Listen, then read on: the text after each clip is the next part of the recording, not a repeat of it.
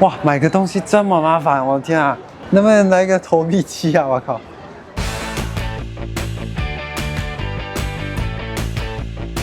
我们要非常虔诚的求他照顾我们的财路，比特币会暴涨。走，不在家是为了给你们带来更精彩的故事。Hello， 大家好，我是佳佳。今天这部影片，我将带你们来到繁荣的上海，用很特别的方式走访号称中华第一商业街的南京东路，还会带你们去那些知名的打卡景点，探索整个夜上海的魅力。手上的零食先准备好，我们要开始今天的影片喽。我们现在来到上海的南京东路，号称中华第一商业街，我们现在就来看看它有多厉害。走。南京东路是一条又长店又多的商业街，那要从哪里开始逛起呢？我知道大家也跟我一样，去没去过的地方都会先在小红书做攻略，所以我决定这次就在小红书选几篇收藏率最高的攻略，直接跟着走，帮你们实测看看这清单有没有雷。我们现在第一站是要去这个 MM 旗舰店，那这边还有让人家拍照的地方，走吧。进门会先看到呢是 MM 的各种联名商品，我们就先大概带你们来看一下。还有 MM 的帽子，MM 的腰包，还有个性。MM 的睡衣，这是什么？可以挖 MM 上吗？哦 ，MM 高尔夫球，他们好像很喜欢这个元素哦。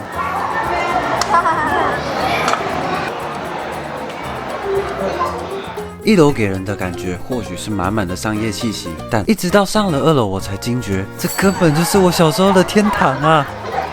好夸张啊！一整排的 MM 巧克力，随便你装，你想要什么色就有什么色的，一整排 MM 巧克力。这边还有玩偶跟你互动。总结来说，这个点如果是带小孩来的话，我强力推荐。接下来的这个地方，小孩子喜欢，但我们大人更喜欢。远远的看这个乐高店就觉得不简单，它里面盘了一只超大的乐高龙，它这是乐高积木在亚洲的第一家旗舰店。这只积木龙的大小直接从1楼贯穿到2楼，而且全身上下都是一块块积木拼出来的，真的有机会一定要来看看。开眼界，开眼界！哇，冲刺，冲刺！好幸福哦！我发现他们这边很多这种让小朋友玩的区域。我们来看这条龙，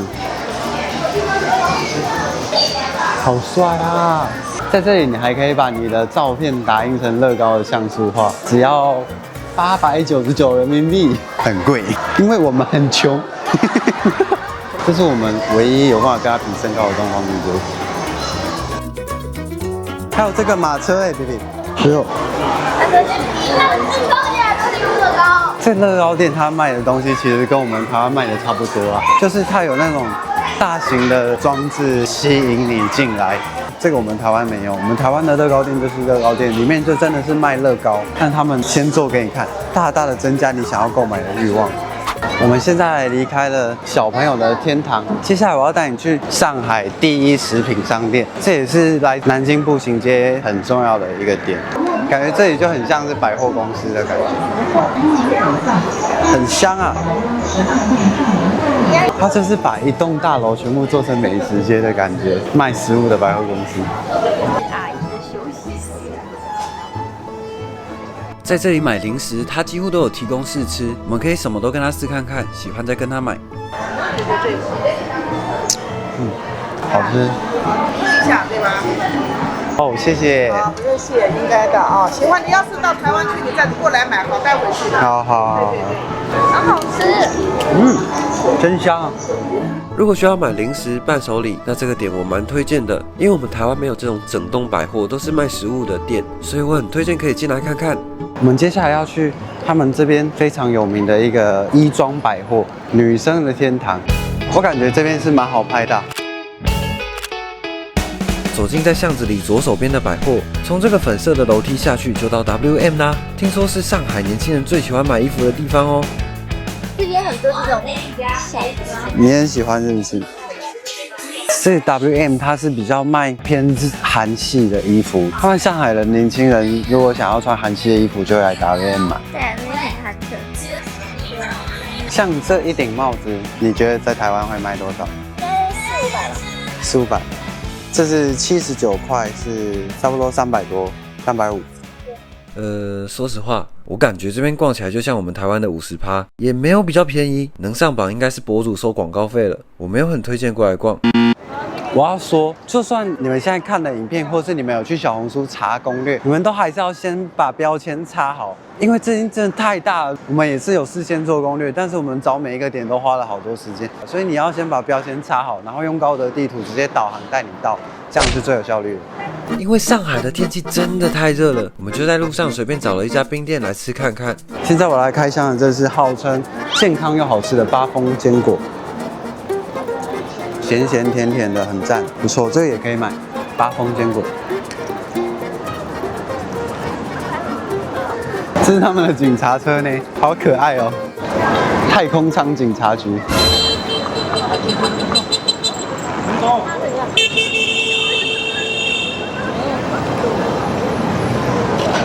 像越南吗？没有，是行人想闯红灯，但人家是有红绿灯的。真的、哦？不想被撞死就要会看红绿灯。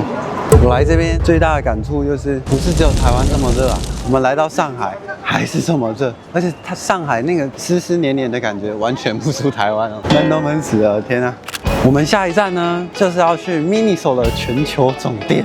如果你跟雨鱼一样很喜欢各种娃娃，那你来这里就对了。一进门就是雨鱼最喜欢的吉伊卡哇区，哇，一整区的吉伊卡哇哇 BB， 不知道从哪里开始。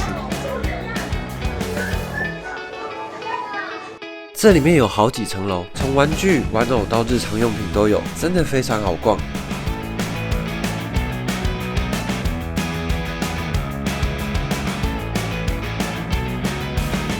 2楼数码彩妆水枪吊饰，这多少钱？欢迎上门选购。49哦，好像可以哦。这 MINISO 的威力是真的很厉害啊！鱼直接被困在里面了。哎，小小冰乐园，是妹妹的最爱，拍给她看。我现在在这个小黄人香蕉节，然后里面就都是小小冰。现在真的天气太热了，没有人要看这个，哇，我也受不了了，我们先走。我现在要来逛他们中国的积木，看看跟乐高有什么不同。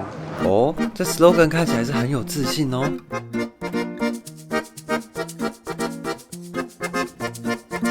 没了。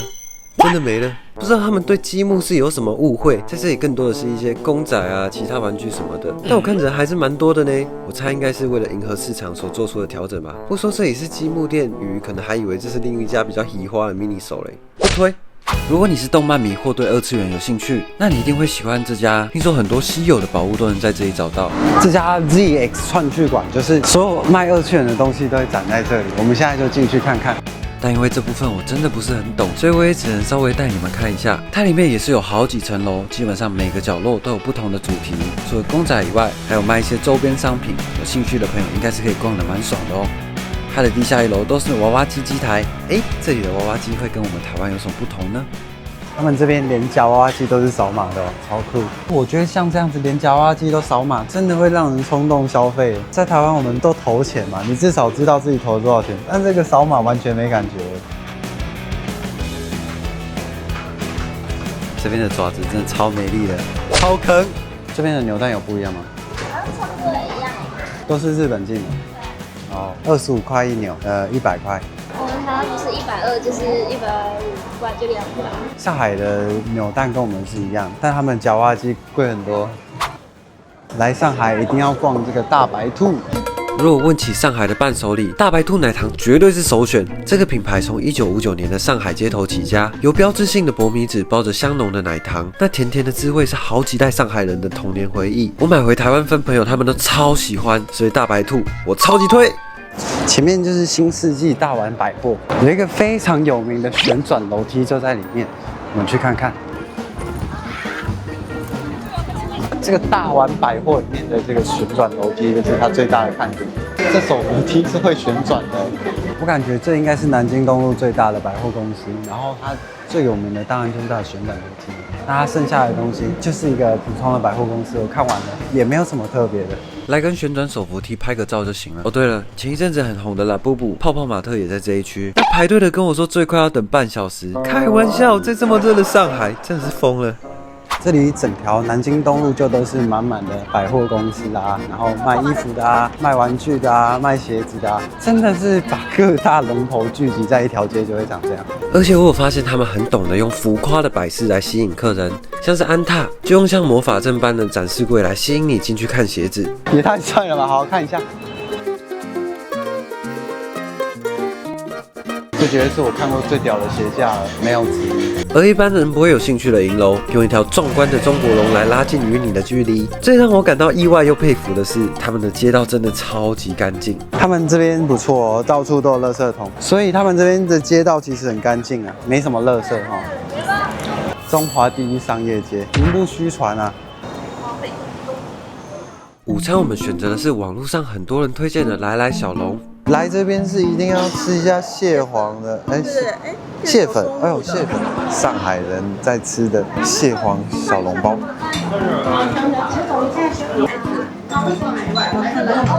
我们第一道要试的菜是当地很有名的馄饨汤，第一口汤。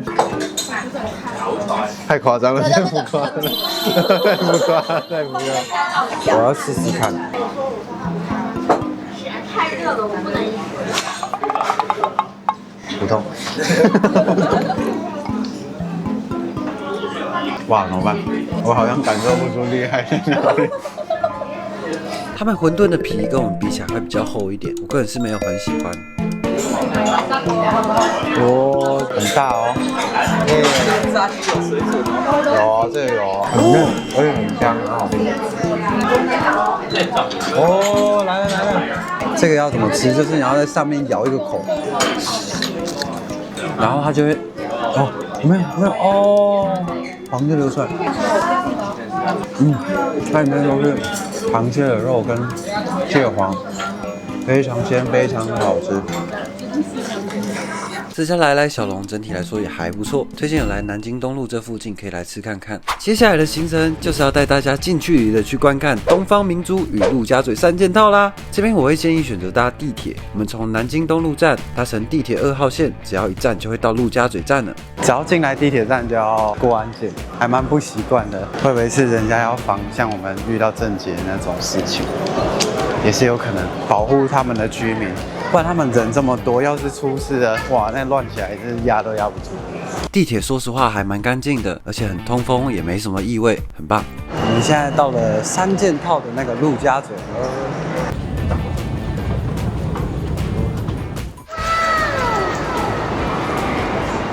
我现在在这个陆家嘴3件套的下面，好多人过来这边就只为了跟他拍一下照片。接下来往后看，这跟像洋葱塔一样的，这就是东方明珠。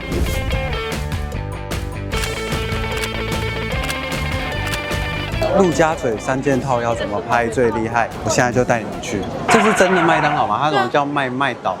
这是可爱的店名。它是麦当劳啊，它是麦当劳。真的麦当劳。对。我怎么就不相信麦当劳会同意被叫麦岛了？哇，到了晚上，上海的这个高楼大厦是真的漂亮。整个上海都被高楼大厦给包围了，到了晚上都还是很热。黏你。今天早上逛南京东路，逛到直接燥起来，真的太热了。然后我问上海人说，今天算特别热吗？他们说不算，完全不算。热的时候超过40度都是基本。所以我就觉得，哇靠！我以为我离开台湾，然后到一个纬度比较高的地方就会比较凉爽，并没有。我想回高雄。但转个念一想，都已经来到这么漂亮的地方，就好好拍照吧。在试过了好多角度以后，我觉得左边空廊的尽头这个位置是最适合拍陆家嘴3件套的。偷偷告诉你们一个秘密，如果你想要在高空看夜景，除了可以上东方明珠去看，这个陆家嘴3件套最高的这个塔也是可以上去的哦，只是价钱都不便宜就是了。突然在东方明珠的对面发现一个大大的迪士尼 logo， 我们现在要去上海的迪士尼卖场。有人小时候喜欢看迪士尼电影吗？是娘炮在看。哦，里面就是一个充满回忆的地方啦，很多角色都是陪着我们长大的，女生在这里真的会一点抵抗力都没有。如果你们来上海，然后没有去迪士尼，不用担心，依然可以在这边买到迪士尼里面的商品，是不是很赞？我看这边大家都买得很开心。还有那些公主的衣服，小朋友也应该会很喜欢。在这里，我发现了一个我以为不能在中国出现的东西。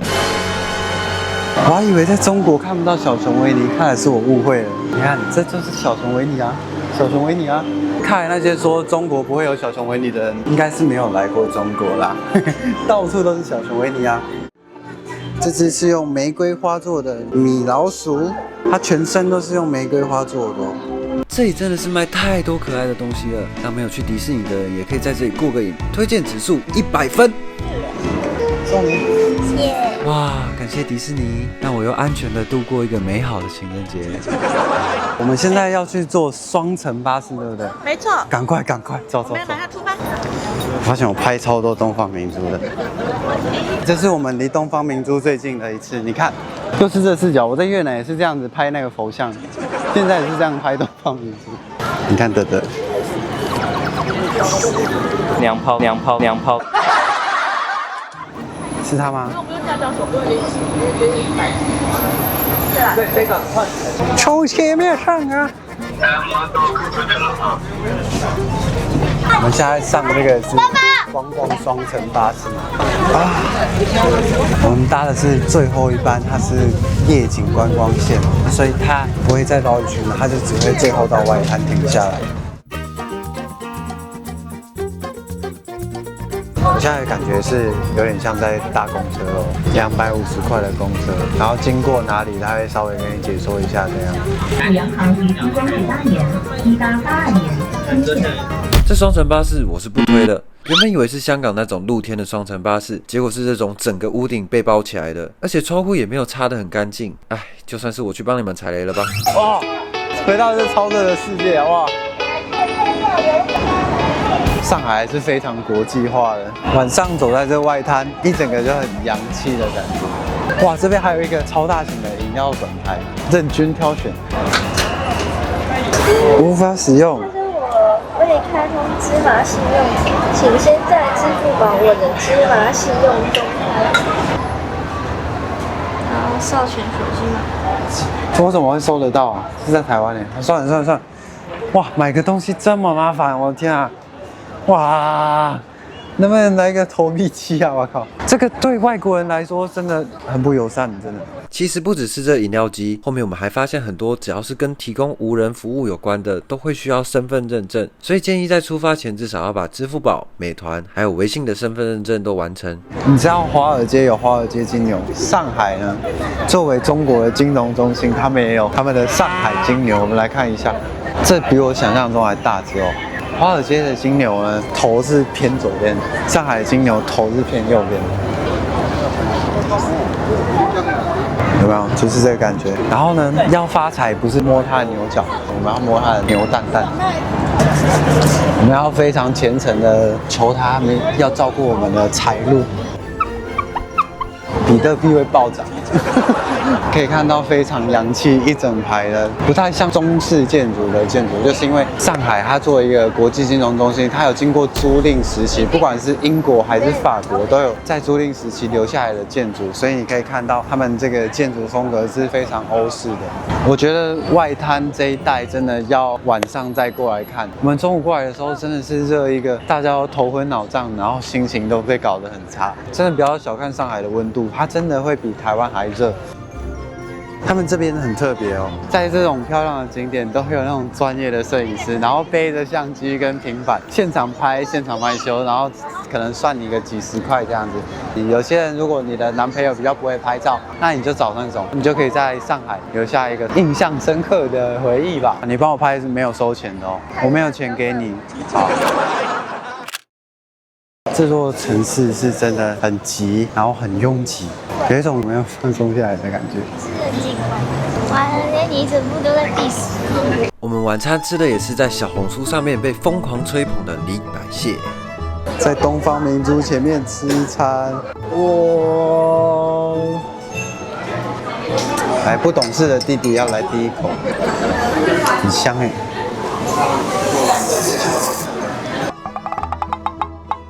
怎么说呢？没有我想象中那种很鲜、很浓郁的感觉，但是甜点真的很不错。这毛血旺 ，Holy shit， 真的超级好吃。哦，这边很香。这个风肉也是我前所未有的美味，可是我对蟹黄拌面的期待值太高了，不然这个面它也是可以无限续的，对大食量的人也很友好，整体来说是非常惊艳的，大推。炎热的天气，夸张的人流，飞快的步调，这可能是我对上海的第一印象吧。在这一座飞速发展中的城市走了一整天，听着街道车水马龙的声音，我感受到它那强而有力的脉搏。高耸的摩天大楼也诉说着无数普通人在这里翻身的励志故事，但繁华的上海也是有很多不同的面貌的哦。下一集我将带你们走进我这辈子可能都不会走进的巷子里，听一些有趣的老故事，还会带你们去上海最文青的角落，用完全不同的步调来漫游上海。好的，如果你喜欢我的影片，一定要记得帮我按赞加订阅。我是不喜欢待在家的佳佳，我们下部影片见。